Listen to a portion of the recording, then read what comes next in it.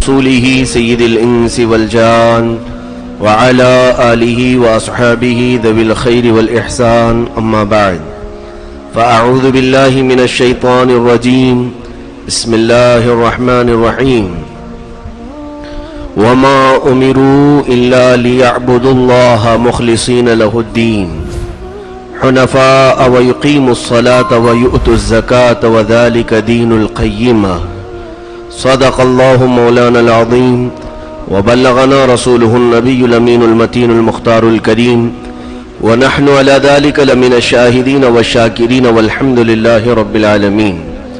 بارگاہ رسالت میں آپ صلی اللہ علیہ وسلم میں درود پاک کا ہدیہ پیش کریں۔ اللہم صلی وسلم علی سیدنا محمد معدن الجود والکرم وآلہ واصحابہ الکرام وابنہ الکریم وبارک وسلم صلاة دائمة سرمدا ابدا۔ عزیزان گرام وقار، آج جمادی الاخرى کی 30ویں تاریخ ہے اور آج کی مغرب کے بعد سے پھر عبادتوں کا موسم شروع ہونے جا رہا ہے۔ ماہ رجب کی آمد ہے اور رجب کا مہینہ اشہر حرم میں آتا ہے۔ حرمت والے مہینوں میں رجب کے مہینے کا ذکر ہے۔ 4 مہینے حرمت والے ہیں جس میں رجب المرجب کا ذکر ہے، اور یہ عبادتوں کا شہر، عبادتوں کا موسم، عبادتوں کا مہینہ اس طور پر کہ اللہ رب العزت کے متعلق حدیث میں یہ آیا ہے کہ رجب اللہ کا مہینہ ہے۔ رجب کا چاند اہل دل کے لیے، اہل خیر کے لیے اور عبادتوں کا شوق رکھنے والوں کے لیے ایسی ہی ہے جیسے تیوہار کا آ جانا، عید کا آ جانا۔ ہمارے گھروں میں صرف عید منائی جاتی ہے، لیکن اہل خیر پرہیزگاروں کے ہاں سال بھر تو عبادت ہوتی ہے، لیکن رجب کا مہینہ آتے ہی کثرت سے عبادت شروع ہوتی ہے۔ اس میں کثرت سے روزے رکھنا، خاص طور پر نمازیں قائم کرنا رجب کی، اور حتیٰ کہ کئی بزرگان دین رجب کے مہینوں سے ہی اعتکاف میں رہتے تھے۔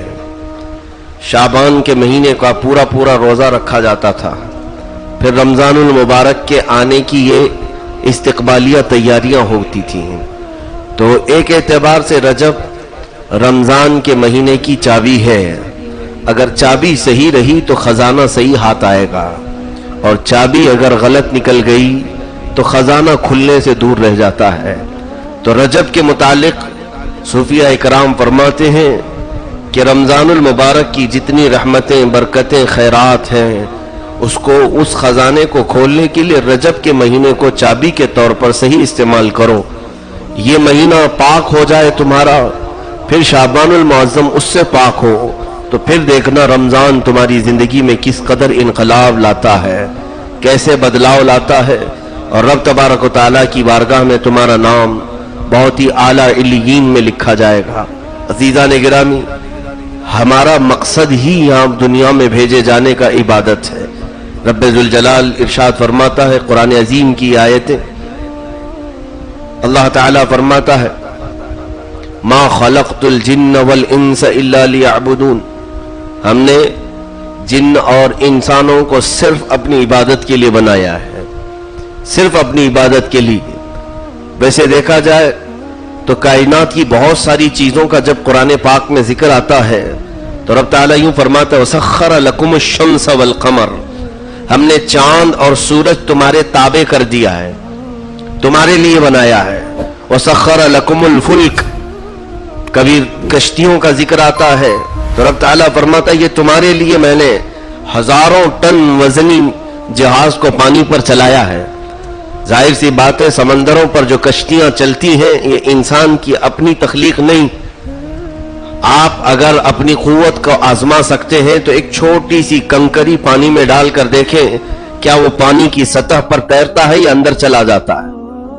50 گرام کا بھی نہیں، 1 گرام کا پتھر یا کنکر اندر چلا جائے گا، لیکن کئی لاکھ کلو اپنے اوپر اٹھا کر ایک بہت بڑا جہاز پانی کی سطح پر تیرتے ہوئے ایک جگہ سے دوسری جگہ پہنچتا کیسے ہے؟ کیا اس کے اندر لوہا نہیں ہوتا؟ اس کے اندر پتھر بھی ہوتے ہیں جہاز کے اندر. پھر اس کے تیرنے کے بعد آپ پتھر رکھو، ریتی رکھو، مٹی رکھو، سب لے کر کے ہی چلتا ہے. لیکن وہی پتھر وہی ریتی اگر پانی پر ڈالیں تو اندر چلے جاتے ہیں. رب ذوالجلال فرماتا ہے یہ کشتیوں کو ہم نے تمہارے تابع بنایا ہے، تمہارے لیے.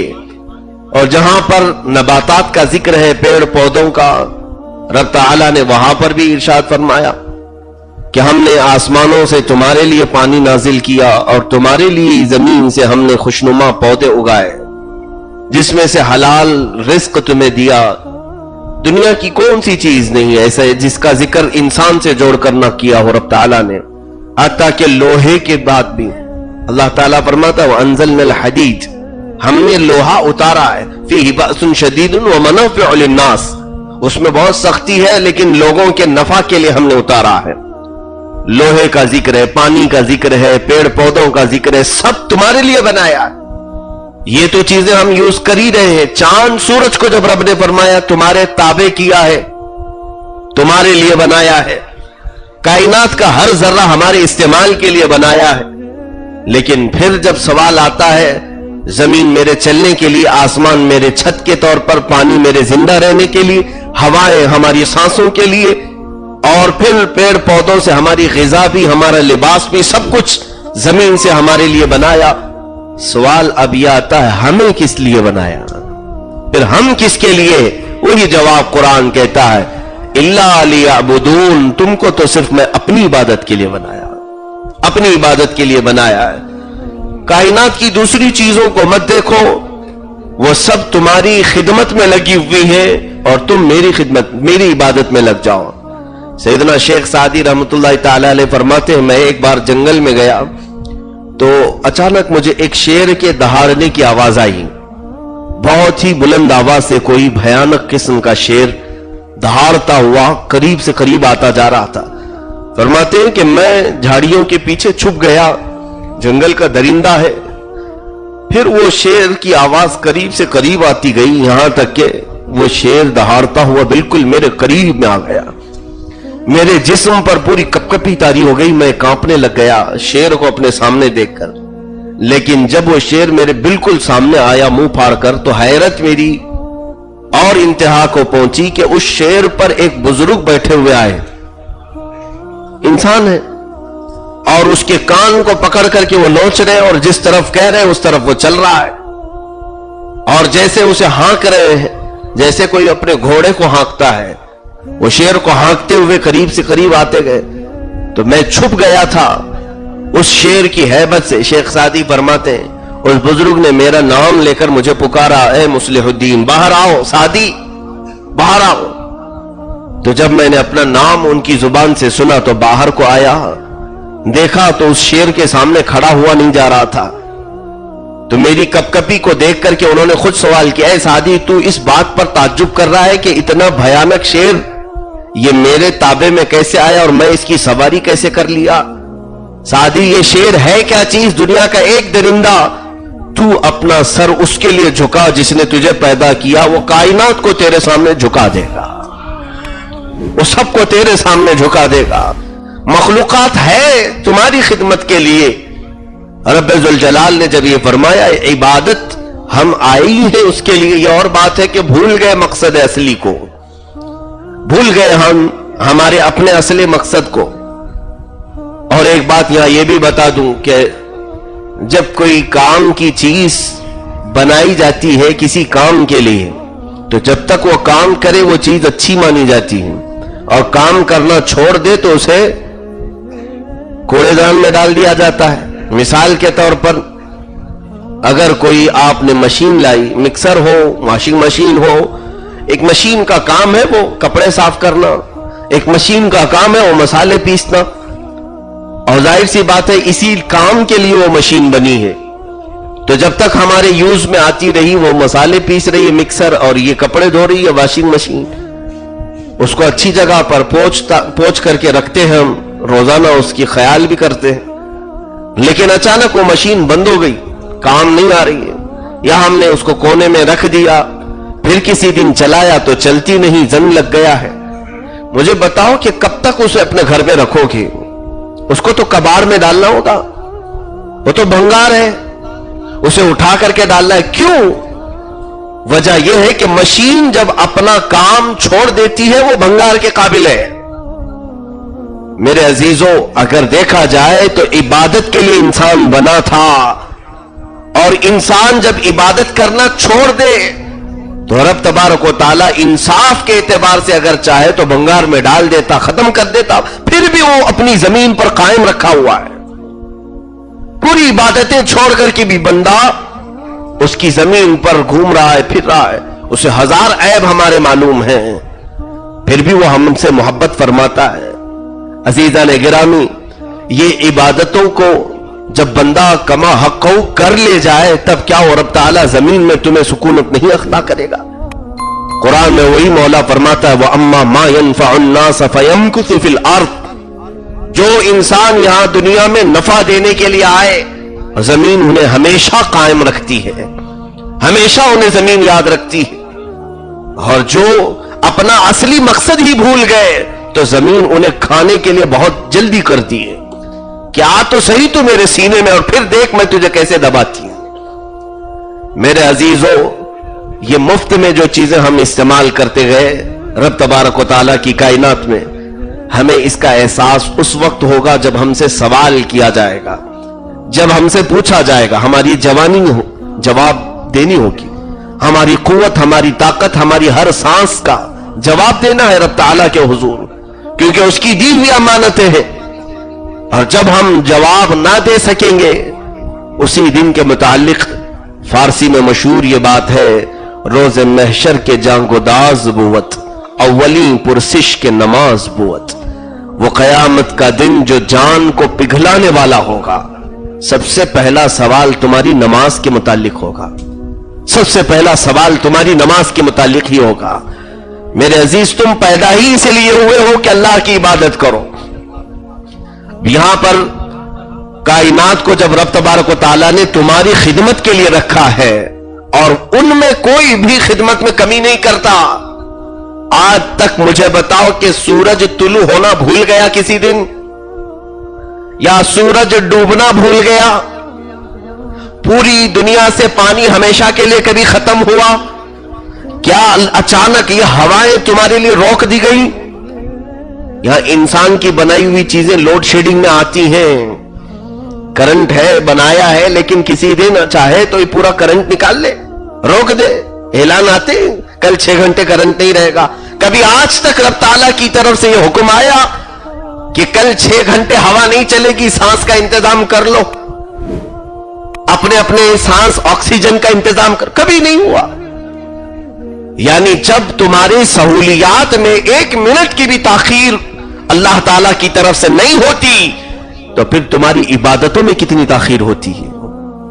رب تبارک و تعالیٰ کی طرف سے جب ندا آتی ہے، گھر میں بیٹھا ہے، کچھ تو وہ ہے جو بالکل نہیں چاہتے پڑھنا، اور کچھ وہ ہے ارے ابھی پڑھ لیں گے نا، ابھی ٹائم باقی ہے، ابھی تو وقت باقی ہے۔ ان کے متعلق سنو، قرآن کہتا ہے فَوَيْلٌ لِّلْمُصَلِّينَ الَّذِينَ هُمْ عَنْ صَلَاتِهِمْ سَاهُونَ، ان نمازیوں کے لیے جہنم کی ویل ہے۔ ویل ایک وادی کا نام ہے۔ تعجب ہوگا آپ کو، نمازیوں کے لیے بھی جہنم کی ویل کیسے ہو سکتی ہے؟ ہاں، نماز تو پڑھتے تھے، الَّذِينَ هُمْ عَنْ صَلَاتِهِمْ سَاهُونَ الَّذِينَ هُمْ يُرَاءُونَ وَيَمْنَعُونَ الْمَاعُونَ۔ سورہ ماعون کی آیتوں کی تفسیر دیکھیں آپ، اس میں فرمایا گا ان نمازیوں کے لیے دوزخ کی ایک وادی خاص بنائی گئی ہے جو نماز تو پڑھتے تھے لیکن سستی اور کاہلی سے پڑھتے تھے۔ ٹائم ہو گیا، ابھی اور تھوڑا، ادھر نمازیں ختم ہو گئی، ابھی نکلنے میں وہ ابھی تاخیر کر رہا ہے، ابھی سوچ رہا ہے کہ یہ کام پٹا لوں پھر جاؤں گا، وہ کام نپٹا لوں پھر جاؤں گا۔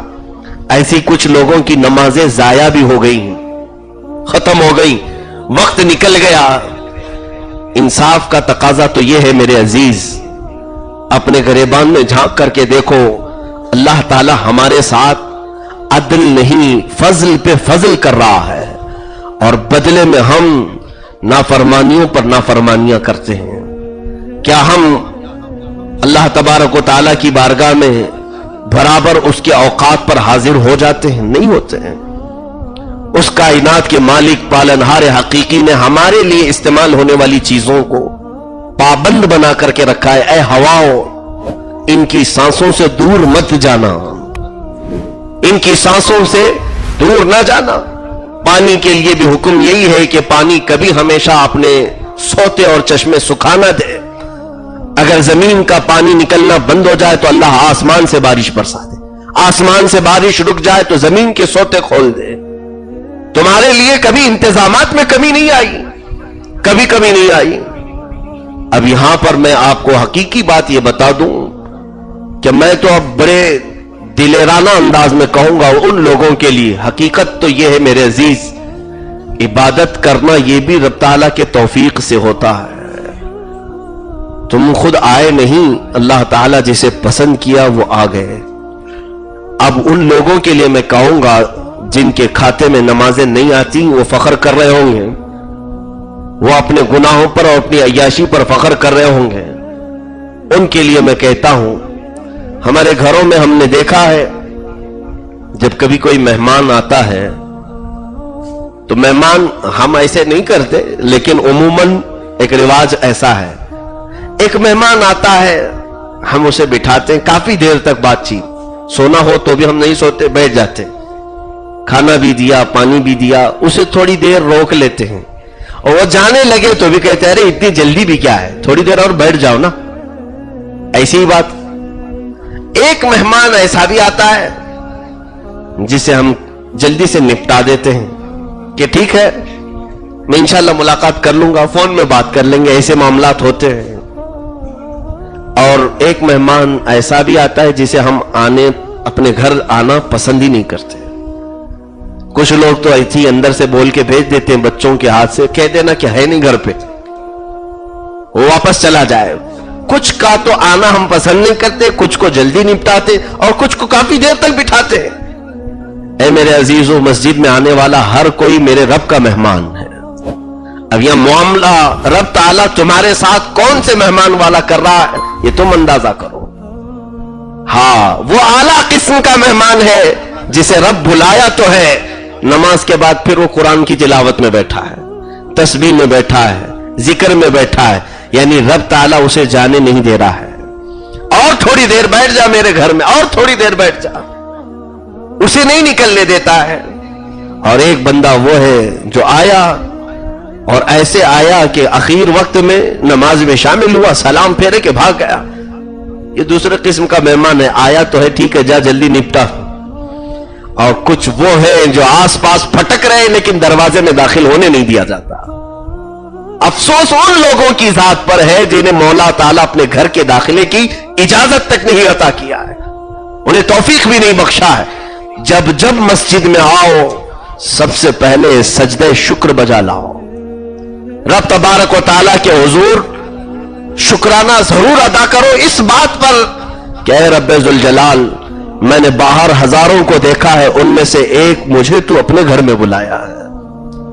ظاہر سی بات ہے بڑوں کے گھر میں کسی کو بلایا جائے تو زندگی بھر شکر کرنا یہ اس کے لیے واجب ہے۔ میرے عزیزو، عبادتوں کے لیے ہم پیدا ہوئے ہیں اور آج ہم خود عبادت سے کوسوں دور۔ عبادت کرنے والے اگر نہ بھی رہے تو رب تعالیٰ کی ذات پر کوئی فرق نہیں آنے والا۔ ہاں، رب تعالیٰ نے جب صحابہ اکرام کو یہ کہہ دیا، حضور صلی اللہ تعالیٰ علیہ وسلم کے وصال کے وقت، انتقال کے وقت، یہی آیت تو سیدنا ابوبکر صدیق نے پڑھی تھی، ما کان محمد ابا احد من رجالکم وما محمد الا رسول قد خلت من قبلہ الرسل۔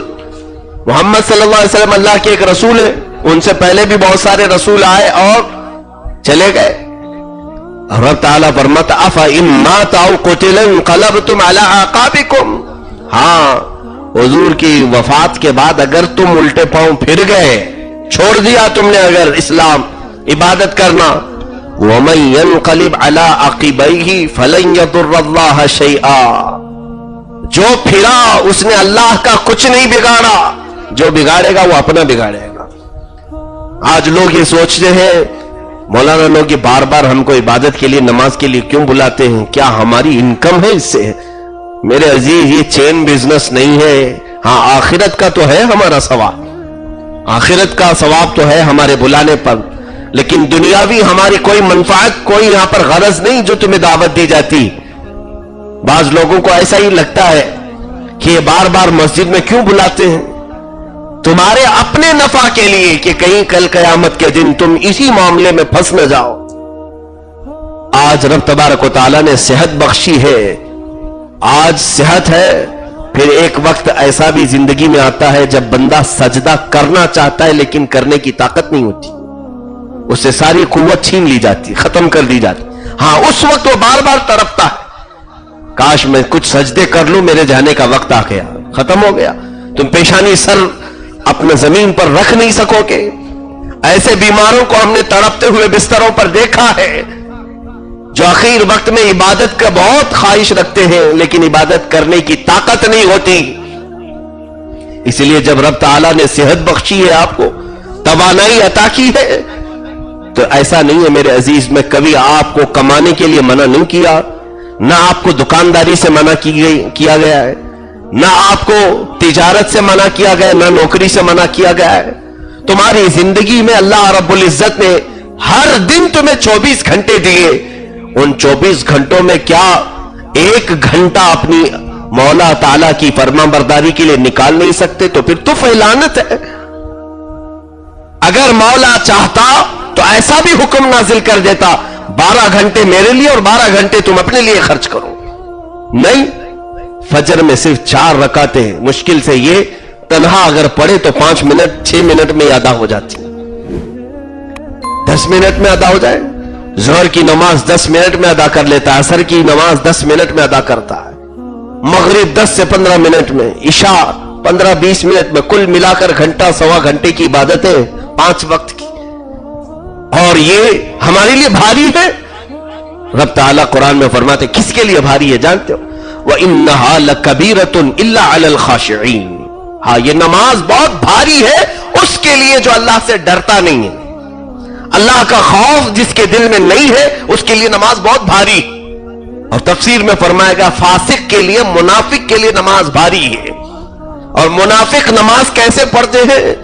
یعنی منافق ہونے کے لیے ڈرو میرے عزیزوں, کسی کو پتا نہیں کون منافق ہے کون مومن ہے, کیونکہ ایمان بھی دل کی کیفیت کا نام ہے, نفاق منافق ہونا یہ بھی دل سے ہے, سامنے کہیں لکھا ہوا نہیں ہوتا, پیشانی پر, دل کے معاملات ہیں یہ. آپ اللہ کو مانتے ہیں, وہ حضور صلی اللہ علیہ وسلم کو مانتے ہیں, اس کی کیا علامت آپ کے چہرے پر دکھتی ہے؟ ٹوپی اور داڑھی ہونا یہ ایمان کی علامتوں میں سے نہیں, ورنہ ٹوپی اور داڑھی بہت دوسری قوموں والے بھی رکھتے ہیں. یہاں پر میرے عزیز منافق ہونے سے اپنے آپ کو بچاؤ اور ڈرو. اب کون سی چیز ہے اس کی بہت ساری علامتیں حضور نے بتائے. قرآن کیا کہتا ہے؟ قرآن یہ کہتا ہے کہ یہ منافقین, ان المنافقین یخادعون اللہ وهو خادعهم واذا قاموا الى الصلاة قاموا کسالى. بے شک منافقین اللہ کو دھوکہ دینا چاہتے ہیں لیکن وہ خود اپنے آپ کو دھوکہ دے رہے. وَإِذَا قَامُوا إِلَى الصَّلَاةِ قَامُوا كُسَالَى. جب نماز کے لیے کھڑے ہوتے ہیں تو سستی کاہلی سے کھڑے ہوتے ہیں. يُرَاءُونَ النَّاسِ وَلَا يَذْكُرُونَ اللَّهَ إِلَّا خَلِيلًا. اور جو نماز پڑھتے بھی ہیں تو لوگوں کو دکھانے کے لیے اور اللہ کا ذکر تھوڑا بھی نہیں کرتے یا تھوڑا تھوڑا سا کرتے ہیں. مُذَبْذَبِينَ بَيْنَ ذَلِكَ لا الہ ہؤلاء ولا الہ ہؤلاء. یہ درمیان میں رہتے ہیں یہ لوگ, نہ سیدھے ایمان والوں میں آتے ہیں نہ سیدھے کافروں میں دکھتے ہیں. اور ان کے لیے مولا فرماتا ان المنافقین فی الدرک الاسفل من النار.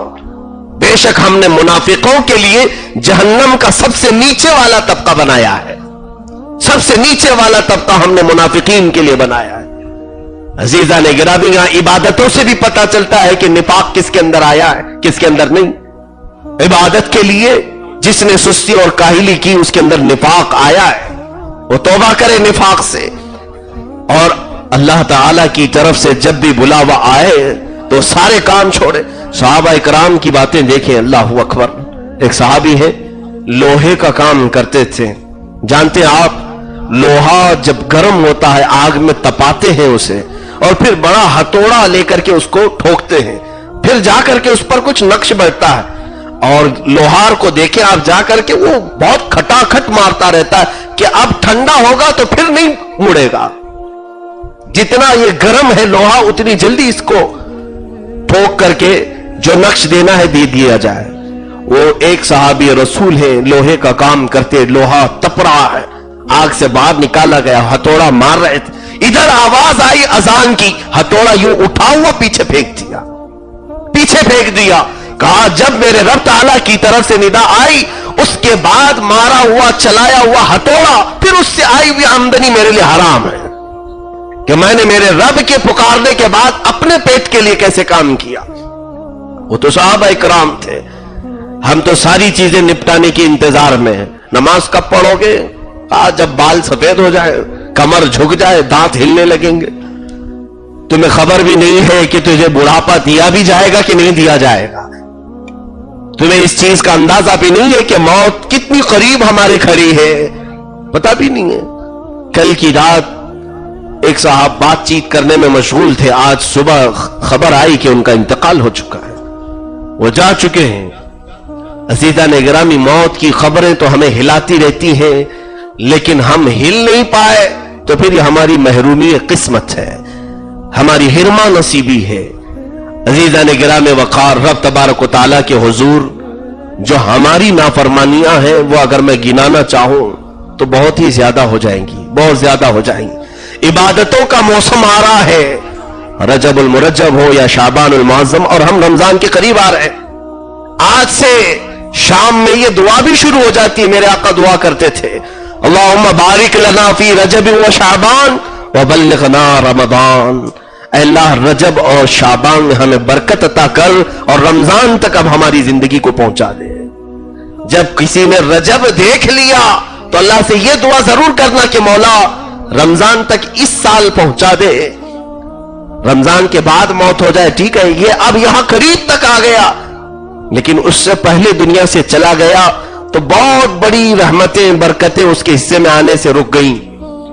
رجب کا مہینہ شروع ہوتے ہی ہم زندگی کی بھی بھیک مانگتے، مولا اور دو مہینے مہلت دے دے ہماری زندگی میں، اور 2 مہینے مہلت دے دے، ہم کو رمضان تک پہنچا دے۔ میرے عزیزو، ہمارے پاس وقت کی قلت کا جو بہانہ ہے، ہیلے بہانے، یہ سب ہمارے کریٹ کیے ہوئے، ہمارے اپنے بنائے ہوئے ہیں، جبکہ اللہ عز و جل رزاق حقیقی ایسی جگہوں سے وہ رزق پہنچاتا ہے جہاں تمہارا گمان بھی نہیں جاتا۔ پھر بھی اپنے رزق کی خاطر ہم نے کئی نمازیں ترک کی۔ علامہ اقبال نے کہا ہے، اسے رزق کی تو فکر ہے اور رزاق کو بھول گیا۔ یعنی رزق حاصل کرنے کے لیے، اپنے جاب کے لیے، اپنی نوکری کے لیے تمہارا یقین ایسا ہو گیا کہ فلاں سیٹھ مجھے رزق دیتا ہے، فلاں آفیسر اس کی چاپلوسی کروں، اس کی ہاں میں ہاں ملاؤں تو میری نوکری سلامت رہے گی۔ کچھ نہیں، یہ سب کے سب فنا ہونے والے ہیں، سب معدوم ہوں گے۔ رزاق وہی ہے جو کل بھی رزق دیتا تھا، آج بھی۔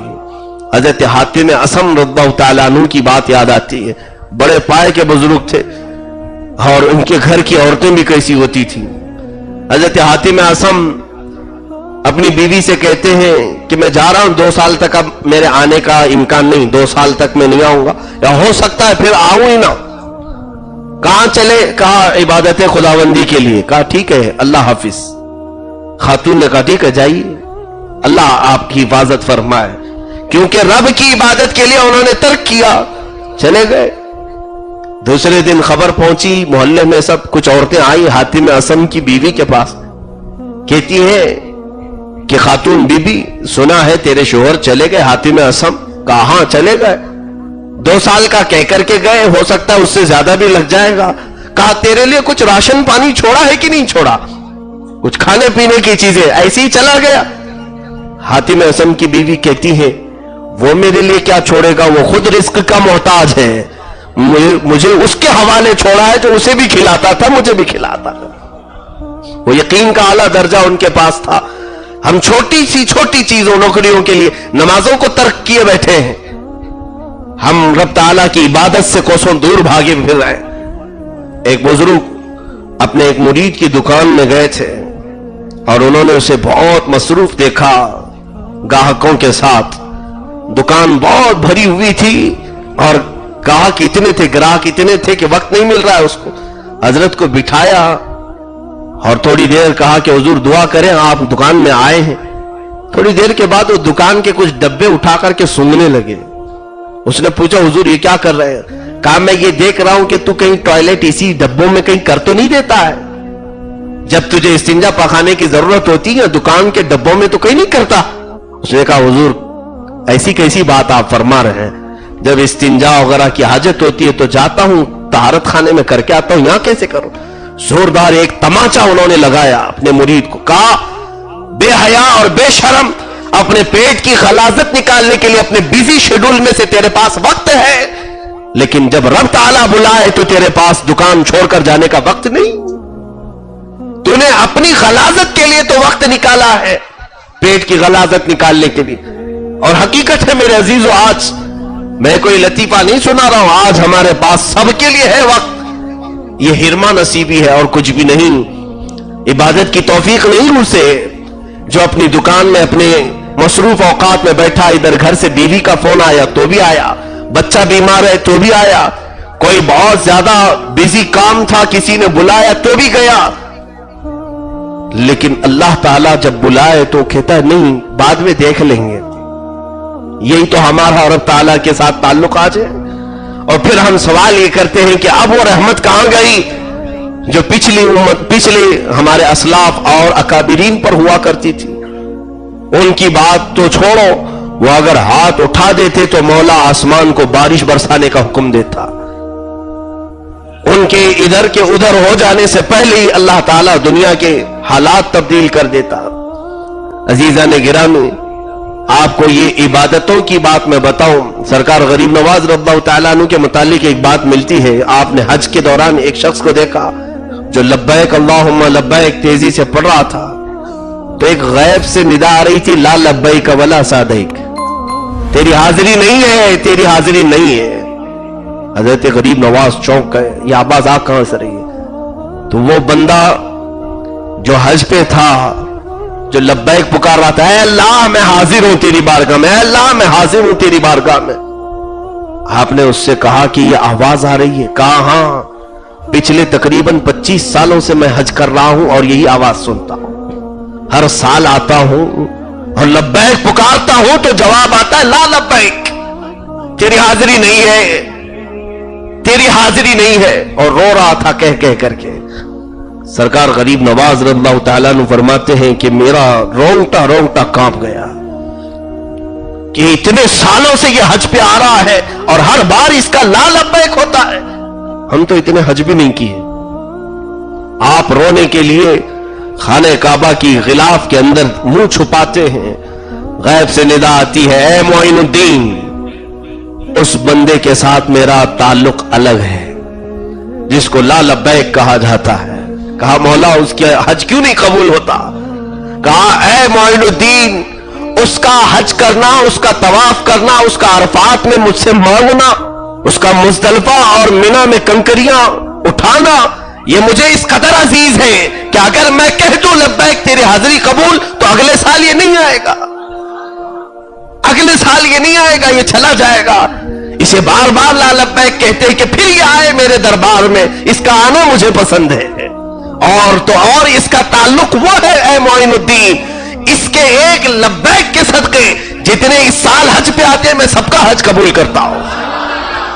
وہ عبادت کا مقام اس کا وہ ہے, لیکن مولا تعالیٰ اسے اپنے گھر سے دور کرنا نہیں چاہتا, اس لیے بار بار کہتا ہماری باز کی جو دعائیں قبول نہیں ہونے کی شکایت ہے وہ اس واقعے سے اپنا درس حاصل کرے. حضرت میں کتنے وظیفے کیا, کتنا مانگا, کچھ بھی نہیں ہوتا. شکر کر مولا تیری دعا کو پسند کر رہا ہے. اور پھر جس کو جلدی دے دیا جاتا ہے چپ کرانے کے لیے, خاموش کرانے کے لیے, بند کر لے اب تیرا لے دنیا میں لے کر کے تو اپنا آرام کر. عزیزان گرامی, عبادتوں کے سلسلے میں تو اولیاء کاملین کا کوئی ثانی نظر نہیں آتا, صحابہ کا کوئی ثانی نہیں.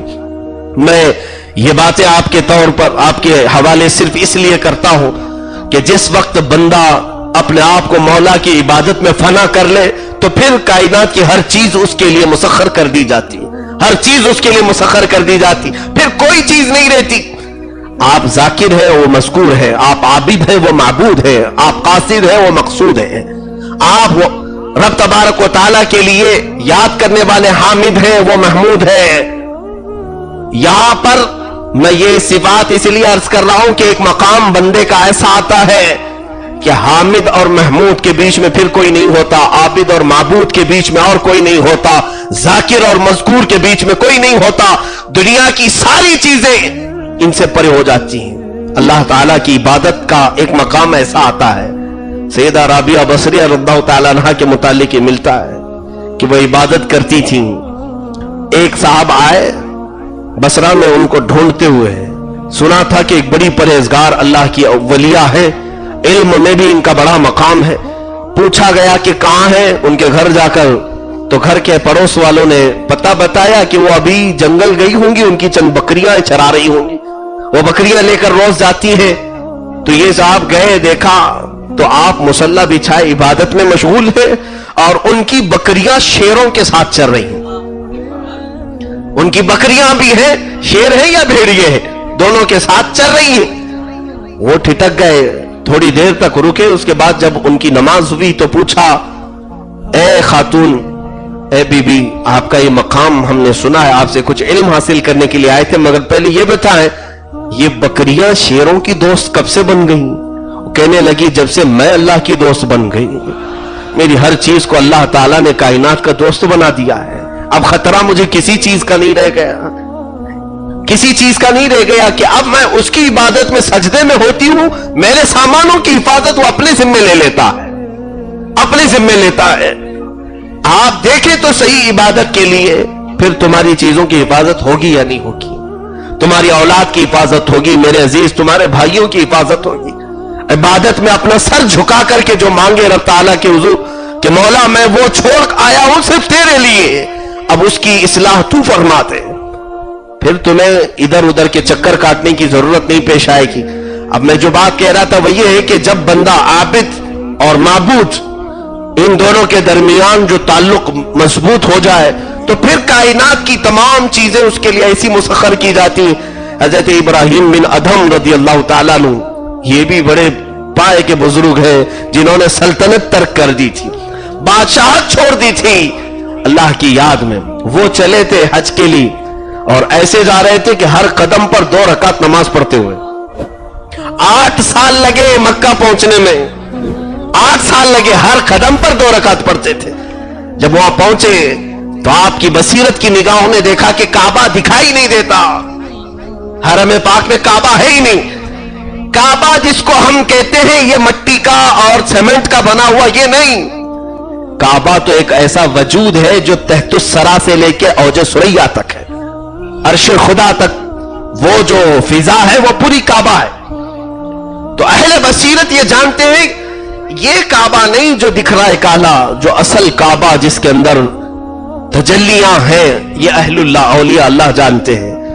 تو حضرت ابراہیم کہتے ہیں میں اس وقت حیرت میں رہا، میرے 8 سال کی عبادت کہاں، اتنا لمبا سفر، یہاں کعبہ نہیں ہے۔ غیب سے ندا آئی، اے ابراہیم اس سال میری بندی رابعہ حج کے لیے آ رہی، اس کے استقبال کے لیے گیا ہے، کعبہ اس کے استقبال کے لیے گیا۔ جہاں پر بھی ہے صوفیہ اکرام کی روایات ہے، کعبہ یہ نہیں جو چل کر کے جائے گا آئے گا، میں اس کی تشریح کر دوں، یہ اہل اللہ کی نزدیک کعبہ کچھ اور ہے، دیواروں والا کعبہ یہ تو سب کو نظر آتا ہے، لیکن جو کعبہ وہ دیکھنے کے لیے جاتے ہیں وہ یہ غلاف والا کعبہ نہیں، بلکہ اس کے اندر موجود، اب وہی میں نے کہا تھا جب بندہ ذاکر ہوتا ہے تو صرف مذکور کو دیکھتا ہے، جب عابد ہوتا ہے تو صرف معبود کو۔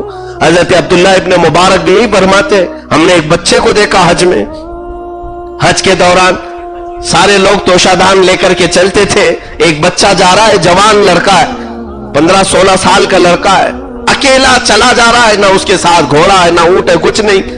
ہم نے پوچھا بیٹا کہاں کا ارادہ ہے؟ خراسان سے نکل کر مکہ جا رہا ہے۔ کہا میں حج کے لیے جا رہا ہوں۔ کہا قافلہ نہیں، کچھ نہیں اس زمانے میں۔ کہا توشہ دان، کچھ سفر کا سامان، کچھ نہیں۔ اس بچے نے مڑ کر کے کہا عبداللہ ابن مبارک کیا دنیا میں اگر کوئی اپنے گھر میں آپ کو دعوت دیتا ہے تو کیا اپنے گھر سے کھانا باندھ کے لے جاتے ہیں؟ تو یہ تو توہین ہے دعوت دینے والے کی. اگر آپ اپنے گھر سے ہی کھانا باندھ کر کے اس کے گھر لے جائیں گے کھانے کے لیے وہ ناراض نہیں ہوگا؟ حضرت عبداللہ بن مبارک کہتے ہیں اس کی بات بڑی پتے کی لگی. توشہ تو ہمیں لینا ہی ہے لیکن وہ توکل کے اعلیٰ مقام پر پہنچا ہوا بچہ تھا. حضرت عبداللہ ابن مبارک کہتے ہیں وہ ہم سے دور چلا گیا لیکن حج کے دوران جب پورا حج مکمل ہوا تو طواف کے لیے جب آئے تو میں نے دیکھا کہ طواف وہ نہیں کر رہا تھا, ایک اونچی ٹیلے پر کھڑے ہو کر زارو قطار رو رہا تھا اور کہہ رہا تھا اے مالک کعبہ, دنیا کا دستور تو یہ ہے کہ جب کبھی کوئی اپنے گھر میں بلاتا ہے دعوت دے کر تو وہ دعوت دینے والا گھر میں موجود ہوتا ہے. میں اگر اپنے گھر میں آپ کو بلاؤں تو میرا رہنا ضروری ہے کہ نہیں؟ سب کو آپ کو بلا لیا اور میں خود غائب ہوں تو کس کے لیے آپ آئے تھے؟ وہ بچہ یہ کہہ رہا ہے دنیا کا قانون تو یہ ہے جب کوئی کسی گھر میں بلاتا ہے تو وہ گھر والا موجود ہوتا ہے مہمانوں کے آنے کے وقت. میں تیرے بلانے پر آیا, کعبہ دیکھنے نہیں تجھے دیکھنے آیا ہوں. میں تیرے تجلیات کی ایک جھلک دیکھنے آیا. حضرت عبداللہ ابن مبارک فرماتے ہیں اس کے دعاؤں میں وہ رکت تھی کہ میں قریب جا کر کے کھڑا ہوا, پھر اچانک خانہ کعبہ کے پاس ایک بجلی جیسی روشنی چمکی اور وہ تیزی سے چلا کر کے نیچے زمین پر گر گیا وہ بچہ, اور میں جلدی سے زمزم لایا اسے پلانے کے لیے لیکن دیکھا تو اس کی روح قبض ہو چکی تھی, وہ انتقال کر چکا تھا. ابن مبارک سے پوچھا گیا کیا ماجرا تھا؟ آپ فرماتے وہ جو دیکھنے آیا تھا مولا نے اسے دکھایا اور اپنے پاس بلا لیا. تو یہ عبادت کا ایک درجہ یہ ہوتا ہے میرے عزیزو, رب تبارک و تعالیٰ ان بندوں کو اس قدر عزیز رکھتا ہے, اس قدر عزیز رکھتا ہے کہ ان کے طفیل میں اللہ دوسروں کی عبادتیں بھی قبول کرتا ہے, دوسروں کی حاجات پوری کرتا ہے. ایک آج ہماری پوزیشن ہے کہ ہم نے اپنے بستروں کو تو گرم کیا. سچ بتاؤ آج کے اعتبار سے آج کے دور میں مسجدیں اتنی فیسلٹیز سے بھری ہوئی ہیں کہ کیا نہیں ہے مسجد میں, اے سی بھی لگ گئے ہیں, قالین بھی ہے, پنکھے بھی ہے, پانی ہے, ہر طرح کی چیزیں. جو گھروں میں انتظام نہیں ہوتا وہ مسجد میں ہے, سب طرح کے انتظامات ہیں. عام گھروں میں جو انتظامات نہیں ہوتے اس سے زیادہ سکون یہاں پہنچایا گیا, پھر بھی مسجد میں آنے کا دل کیوں نہیں کرتا, یا یہاں پر بیٹھنے کے بعد بھاگنے کا دل کیوں کرتا ہے؟ یہ شقاوت قلبی, دل کے کالے ہونے کی علامات ہے, اور رب تبارک و تعالیٰ کا اس سے غضب ظاہر ہوتا ہے کہ ایک ایسا بندہ. اور پھر یاد رکھنا کہ آپ اپنے آپ کو کس میں شمار کرتے ہو, کس میں شمار کرتے ہو. میں نے ایک بات ایک بزرگ سے لکھی ہوئی پڑھی بھی اور سنی بھی ہے کہ فرماتے تھے کہ دنیا کی ہر چیز شکر الہی میں مصروف ہے, یعنی جانور بھی اللہ کا شکر ادا کرتے ہیں کہ مولا تیرا بڑا شکر ہے. یعنی جانوروں میں بکری اگر یہ کہتی ہے اللہ تو نے بہت بڑا فضل کیا, مجھے ایک حلال جانور بنایا, کتا نہیں بنایا, وہ نجس ہے. کتا بھی شکر الہی بجا لاتا ہے کہ مولا مجھے خنزیر جیسا نجس العین نہیں بنایا. اس بزرگ نے یہاں تک کہا خنزیر روزانہ شکر بجا لاتا ہے, غلیظ جانور خنزیر, اے اللہ تیرا شکر ہے خنزیر تو بنایا, بے نمازی نہیں بنایا, مجھے تیری عبادت نہیں کرنے والوں کی طرح تو نہیں بنایا. وہ انسان ہے جسے تو نے عقل دیا, ساری سہولتیں اس کے گھر پہنچائی, اسے سانسیں دی, صحت دیا, سلامتی دی, انعامات دیا, پھر بھی وہ اس قدر غلیظ ہے کہ مجھ سے زیادہ غلاظت اس نے دنیا میں پھیلا رکھی ہے. اپنی شہوتوں سے, اپنی آنکھوں سے, اپنے ہاتھوں سے. خنزیر جو غلاظتیں نہیں پھیلایا وہ انسان پھیلا چکا. وہ روزانہ شکر بجا لاتا ہے رب تعالیٰ کے حضور. کہیں ایسے تو نہیں کہ وہ ہم جیسوں کو دیکھ کر شکر کر رہے ہو. میرے عزیزوں, اللہ رب العزت کی بارگاہ میں ایک مقام پیدا کرو. ان اکرمکم عند اللہ اتقاکم, بے شک تم میں سب سے زیادہ عزت والا کون ہے اللہ کی بارگاہ میں؟ جس کے لیے تم دوڑ رہے ہو مال مال مال, تھوڑے کچھ پیسے کما لوں تو میرا چہرہ سب کے سامنے دکھانے کے قابل ہو جائے گا. جس چیز کی طرف پوری دنیا دوڑ رہی ہے کہ اس سے عزت ہے, ایک بڑی پوسٹ مل جائے عزت ہے, نوکری مل جائے عزت ہے, مال آ جائے, گاڑیاں آ جائیں عزت ہے, कुरान तो कहता है इन्ना अक्रमकुम इंदल्लाहि अतकाकुम, तुम में सबसे ज्यादा इज्जत वाला अल्लाह के नजदीक वो है जो सबसे ज्यादा परहेजगार और इबादत गुजार है। यहां इबादत को मेयार रखा गया, तकवा को मेयार रखा गया है इज्जत के लिए। अजीजा ने गिरामी, रब तबारक व तआला के हुजूर अब आजिजी के साथ हमें झुकने का मकाम आ गया है। देखो जिंदगी हमारी चंद पलों के साथ ही इख्तिताम पजीर हो जाएगी। ये तस्वुर हमेशा अपने साथ रखो कि मलकुल मौत कभी मेरे पीछे होगा, या कभी दाएं या कभी बाएं। मेरी एक ठोकर पर मेरी जान जा सकती है। मैं यहां से निकला किसी सफर पर, सफर के दौरान ही अगर मलकुल मौत को हुक्म आया तो वो अपने पंजे मेरी गर्दन पर दबा दे और हमारी रूह कब्ज करके मौला के हुजूर ले जाए। फिर हमारा वही हाल होगा कि हमने नमाजें तो नहीं पढ़ी, लेकिन सारे लोग हमारी नमाज पढ़ने के लिए आ गए, हमारी नमाज पढ़ने के लिए आ गए, और फिर हमें बांध करके मौला के हुजूर पहुंचा दिया जाएगा। इसलिए मैं बार बार ये बात कहा करता हूं, आ जाओ मौला के हुजूर, इससे पहले कि तुम्हें जबरदस्ती लाया जाए। एक ना एक दिन तुम्हें बांध करके तो लाया जाएगा, तुम्हारे नाक में रुई ठोस करके, तुम्हारे कफन के कपड़े को सब जगह जगह से रस्सियों से बांध करके, पेट पर भी बांधो, अंगूठों पर भी बांधो, सर को भी बांध करके ऐसे लाओ उसे और सबके सामने रखो और नमाज पढ़ो। बेनमाजियों के लिए तो वो बहुत बड़ी इबरत की बात है। जिंदगी भर तू मौला से भागता था, आज फिर तुझे लाया गया है इसी मस्जिद के सहन में या इसी कब्रिस्तान के सामने, नमाजियों के सामने लाकर रखा गया, और बगैर तेरी नमाज मुकम्मल हुए कोई तुझे दफन करने के लिए मिट्टी तक नहीं देता, नमाज का इंतजार किया जाता है। ऐ मुसलमान, तेरी जिंदगी ही नमाज के दरमियान थी। तू जब पैदा हुआ था तब तेरे कान में अजान दी गई थी, और जब तेरा इंतकाल हुआ अब अजान नहीं दी जाती, बराह रास्त जमात कायम हो जाती है। नमाज जनाजा में कोई अजान नहीं, कोई इकामत नहीं। यही बताने के लिए तुम्हारी जिंदगी का टाइम अजान और इकामत और जमात के बीच का है, इसी के दरमियान तुम्हारी पूरी जिंदगी खत्म होती है। लेकिन हम ये तमाम औकात को फरामोश करके किसको किसको राजी करने के लिए चल पड़े। हमने लिबास, चेहरा, हर चीज चंद टुकड़ों की महबूबाओं के लिए, चंद औबाश किस्म के बदमाशों के लिए, चंद अय्याशों के लिए कहां से कहां बदल गए। काश रब्बे जुल जलाल के लिए कोई एक बात भी बदल दो अपनी जिंदगी की। आओ और सजदे में जाओ। सच कहा है शायर ने, ये एक सजदा जिसे तू गिरा समझता है, जिसे तू भारी समझता है, ये एक सजदा जिसे तू गिरा समझता है, हजार सजदों से देता है आदमी को नजात। एक सजदा यहां का कर ले, फिर दुनिया के हर सजदे से मौला तुझे आजाद कर देगा, किसी के सामने झुकने नहीं देगा, तुम्हारी पेशानियों को बुलंद रखेगा। मौला के हुजूर अर्ज है, मौला रजब का ये महीना हमारे लिए इबादतों का मौसम बना दे। हमारी जो नमाज कज़ा है, करीम खुदा तेरे दरबार में वापस पलटने से पहले हमें मुकम्मल करने की तौफीक बख्श दे। ऐ इलाहुल आलमीन, ये तेरा मुकद्दस घर, इसमें सिर्फ वही मेहमान आता है जिसे तू पसंद करता है।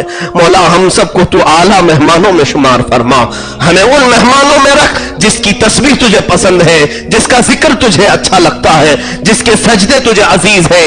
ऐ कदीर जब्बार खुदा, हमारी पेशानियां जब सजदों में चली जाएं, इस कदर तू पसंद कर ले कि हमारी रूह सजदों में कब्ज हो जाए। ऐ रब्बे जुल जलाल खल्लाक़े कायनात, इस पूरे मुआशरे पर अपने रहम और करम की खैरात बरसा दे। हमारी माओं को, हमारी बहनों को, हमारी बच्चियों को, हमारे घरों को, सबको पाबंदे सलात बना दे, पाबंदे शरीयत मुस्तफा बना दे। मौला हमारी दुआओं को रसूलुल्लाह सल्लल्लाहु तआला अलैहि वसल्लम के नाले पाक के सदके कबूल फरमा। व सल्लल्लाहु तआला अला खैरि खल्क़िही मुहम्मद व आलिहि व अस्हाबिही अजमाइन व आखिरु दावाना अनिल हम्दुलिल्लाहि रब्बिल आलमीन। अस्सलामु अलैकुम।